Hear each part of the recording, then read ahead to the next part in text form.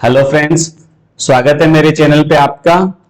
मैं अपने चैनल पे इनकम टैक्स, जीएसटी आदि रिलेटेड टॉपिक्स पर नॉलेजेबल और इंफॉर्मेटिव वीडियो लेके आता रहता हूं। और आप में से बहुत लोग सैलरीड एम्प्लॉइज भी होंगे और वो अपनी आईटीआर खुद से फाइल करना चाहते हैं, लेकिन इसमें आप लोगों की कोई क्वेरीज रहती हैं। मुझे भी ऐसे कई बार क्वेरीज सामने आती हैं, जैसे कि लोग जानना चाहते हैं कि हमें एचआरए की छूट कैसे मिलेगी, एलटीए के लिए क्या प्रोविजंस हैं, या ईपीएफ का कितना डिडक्शंस मुझे लेना चाहिए। तो ये सारे कई ऐसे क्वेश्चंस होते हैं जो हमारे सामने आते हैं जब हम टैक्सेबल सैलरी की कैलकुलेशन करें या अपना आईटीआर खुद फाइल करना चाहते हैं। तो इन सभी सवालों के जवाब आज हम अपने वीडियो में देने की कोशिश करूंगा मैं, और आप इस वीडियो को देखिए और इसमें हम देखते हैं और सारी चीजें डिस्कस करते हैं। तो शुरुआत करते हैं हम, सैलरी क्या है। सबसे पहले तो सैलरी में हमें क्या क्या आइटम्स इंक्लूड कर सकते हैं।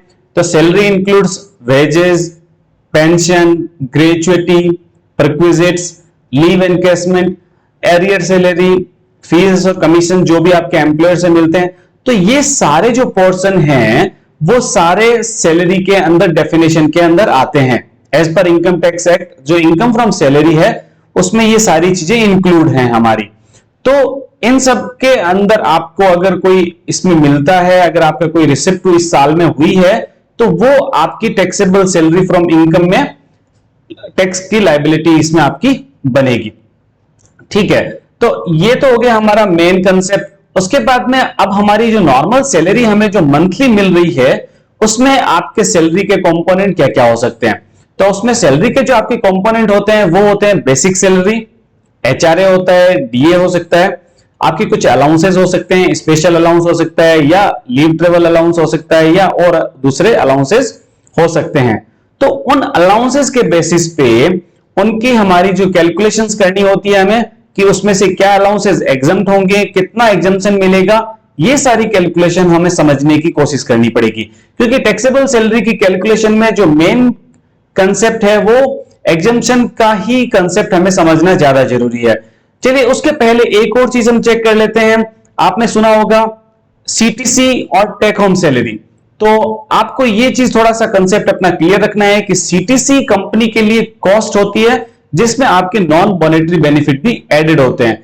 तो वो यहां पर हम ऐड नहीं कर रहे। आपकी जो टेक होम सैलरी जो उस पर आपकी पे स्लिप पे आती है उसके हम यहां पर बात कर रहे हैं। आपके इसमें कई बेनिफिट्स होते हैं जैसे मेडिकल इंश्योरेंस, ग्रुप इंश्योरेंस, ये सारे बेनिफिट्स हमारी सीटीसी के पार्ट तो होते हैं लेकिन हमारी टैक्सेबल सैलरी के पार्ट नहीं होते। ठीक है, तो अब हम चलते हैं नेक्स्ट आइटम पे। इसमें हमारे जो स्पेशल अलाउंसेस होते हैं वो टैक्सेबल होता है, लेकिन एचआरए के अंदर आपको एग्जम्पशन मिलेगा सेक्शन 1013A में। उसके साथ ही आपको जैसे अगर एलटीए अगर आपके सैलरी का पार्ट है तो एलटीए में भी आपको छूट मिलती है। तो इन दोनों की हम पहले कैलकुलेशन चेक करते हैं कि ये छूट आपको कैसे ले सकते हैं। तो एक हमारे एम्प्लॉय है मिस्टर ए, उनकी सैलरी है 80,000 बेसिक और 20,000 डीए। वो चेन्नई में रहते हैं, उनकी रेंट है 40,000 पर मंथ, और उनका एचआरए उनको जो मिल रहा है वो 50,000 पर मंथ मिल रहा है। तो इसमें हम समझते हैं कि इनको एग्जम्पशन क्या मिलेगी एचआरए के लिए। तो एचआरए की एग्जम्पशन के लिए जो कैलकुलेशन है वो 3 कंडीशन है। वो ये कहती है कि आपके मिनिमम ऑफ दी एचआरए जो आपको मिला है, यानी कि जो अगर एचआरए जो मिला है वो, या फिर 50% ऑफ द बेसिक सैलरी अगर आप मेट्रो सिटी में रहते हैं। अगर आप नॉन मेट्रो में है तो ये 40% हो जाएगा, हमारे केस में हम 50% निकाल रहे हैं। या फिर लास्ट वन है rent paid, actual rent paid minus 10% of the salary. तो रेंट पेड है हमारा 40,000 मंथली 4.8 lakhs माइनस हमारा 10% ऑफ द सैलरी 1.2 lakhs। तो ये हमारा 3 जो फॉर्मूला है उसके हिसाब से हम जब देखते हैं तो मिनिमम आया 3.6 lakhs। ये हमारा एग्जम्पशन हो गया एचआरए के अंदर। तो एचआरए की एग्जम्पशन इस तरह से हम कैलकुलेट कर सकते हैं। एचआरए की कैलकुलेशन करने के लिए 2 चीजें आपको थोड़ी ध्यान में रखनी है। आप रेंट पे कर रहे हैं, यानी कि आप अगर रेंटेड होम में रह रहे हैं तो आपको ये एग्जम्पशन है मिलेगी, और दूसरा आपने एचआरए आपके सैलरी का पार्ट है। अगर आपके एचआरए सैलरी का पार्ट नहीं है तो भी आपको ये एग्जम्पशन नहीं मिलेगा।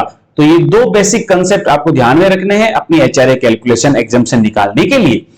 उसके बाद में दूसरा है हमारा leave travel allowance. Leave travel allowance भी एक अलाउंस है जो आपको मिलेगा इसका एक कॉन्सेप्ट है एक्चुअल बेसिस पे जो आपका एक्सपेंस हुआ है अपने ट्रेवल पे, उस पे मिलेगा। और ये मिलता है हमें एक ब्लॉक ईयर में 2 टाइम्स, 4 साल का एक ब्लॉक होता है, उसमें आपको 2 बार आप अपनी ट्रेवल करते हैं कहीं पर भी खुद और फैमिली के साथ में, तो वो आपको अलाउड है। इसमें जो एक्चुअल आपका एक्सपेंस होगा उस पे आपको छूट मिलेगी, जो कि आपको ये वहां जहां पर आप जा रहे हैं डेस्टिनेशन से आपका to and from first class railway train के इक्वल जो भी आपका मैक्सिमम एक्सपेंस होगा वो गवर्नमेंट उसमें अलाउ करती है। अगर आपको किसी साल में लीव ट्रेवल अलाउंस यूज नहीं करते हैं तो वो आप नेक्स्ट ईयर में क्लेम कर सकते हैं।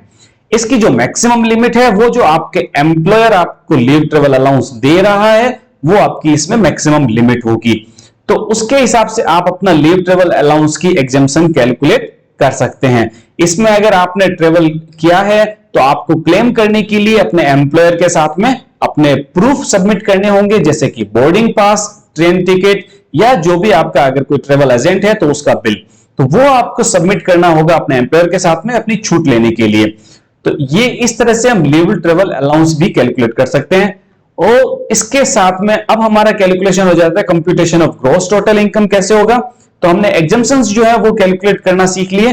तो एग्जम्पशंस निकालने के बाद में हमारी बेसिक सैलरी प्लस जो हमारा टैक्सेबल एचआरए अगर है, स्पेशल अलाउंस है, एलटीए अगर हमारा टैक्सेबल है, लीव एनकैशमेंट अगर हमारा टैक्सेबल है, और बोनस, तो ये सारे मिला के जो हमारे बनेंगे वो बनेगी टोटल टैक्सेबल सैलरी इनकम। अब इसमें से आपको बेनिफिट क्या क्या मिल सकते हैं, छूट क्या क्या मिलेगी वो हम देख लेते हैं। तो हमारी जो छूट है वो एक स्टैंडर्ड डिडक्शन मिलेगा हमें 50,000 का। उसके अलावा हमें 80C के अंदर 1.5 लाख की छूट डिडक्शंस हैं जो हमें मिलेगी। 80D में अगर आपका मेडिकल इंश्योरेंस है, अगर आपका मेडिकल इंश्योरेंस कंपनी की तरफ से है तो आपको ये छूट नहीं मिलेगी, लेकिन अगर आपने मेडिकल इंश्योरेंस खुद से अलग से ले रखा है अपने पेरेंट्स का या अपना, तो वो आप यहां पर बेनिफिट ले सकते हो। इसके अलावा अगर आपका अदर कोई इनकम है अदर सोर्स की, यानी कि बैंक इंटरेस्ट है, तो वो आप क्लेम कर सकते हो 80TTA में। तो ये आपको डिडक्शंस मिलेंगे। डिडक्शंस मिलने के बाद में इस पे आपका टैक्स कैलकुलेट हो जाएगा टैक्सेबल इनकम पे। ये है हमारी सैलरी टैक्सेबल इनकम की कैलकुलेशन। इसमें आपके कुछ क्वेश्चंस अगर हैं तो हम उसको भी ले लेते हैं। अगर आप सेल्फ एम्प्लॉयड हैं तो क्या एचआरए क्लेम कर सकते हो? आप नहीं कर सकते। एचआरए क्लेम करने के लिए आपको सैलरीड एम्प्लॉय अगर हैं और अगर आपका एचआरए सैलरी का पार्ट है तभी आपको ये बेनिफिट मिलेगा। एचआरए और होम लोन एक साथ क्लेम हो सकते हैं, उसके लिए कोई रोक नहीं है, लेकिन अगर आपका एचआरए 1 लाख से ज्यादा है तो आपको, अगर आपका रेंट 1 लाख से ज्यादा है तो आपको लैंडलॉर्ड का पैन नंबर सबमिट करना पड़ेगा एम्प्लॉयर को। और उसके साथ ही अगर आप एचआरए ले रहे हैं और अगर आप पेरेंट्स के साथ में रह रहे हैं, आप उसको क्लेम कर सकते हो अगर आप पेरेंट्स को रेंट पे करते हो तो ये है हमारे सैलरी के कुछ रिलेटेड। अगर आपकी जो कुछ और क्वेरीज हैं तो आप मुझे डायरेक्टली कर सकते हैं, मैं आपकी क्वेरीज को सॉर्ट करने का कोशिश करूंगा। इसके साथ में अगर आपने आईटीआर फाइल करने जा रहे हैं तो आईटीआर फाइल करने से पहले आपको ये बेसिक इंफॉर्मेशन अपनी रेडी रखनी है अपने साथ में। क्या क्या है बेसिक इंफॉर्मेशन? आपका पैन कार्ड, आधार कार्ड वो होना चाहिए, आपकी सारे बैंक अकाउंट की डिटेल्स, आपके इनकम प्रूफ्स, इन्वेस्टमेंट प्रूफ्स और टैक्स डिटेल। अगर आपको कोई टीडीएस कटा है सैलरी पे तो वो सारे रिकॉर्ड्स आप अपने साथ रखिए। उसके बाद में आप अपना रिटर्न फाइल करने का प्रोसेस कर सकते हैं। सैलरी इनकम के लिए आईटीआर 1 फाइल होगा और वो आप मेरे एक दूसरे वीडियो में देख सकते हैं, वहां पर मैंने कंप्लीट प्रोसेस एक्सप्लेन करी है आईटीआर 1 ऑनलाइन फाइल करने की। तो होप कि ये सारी इस वीडियो में इतना ही आज के लिए। Thank you. आप होप कि आपको वीडियो पसंद आया होगा। अगर वीडियो पसंद आया तो प्लीज मेरे वीडियो को लाइक कीजिए और चैनल को सब्सक्राइब कीजिए तथा बेल आइकन को क्लिक कीजिए ताकि आपको नोटिफिकेशन भी मिल सके। इसके साथ ही बाय।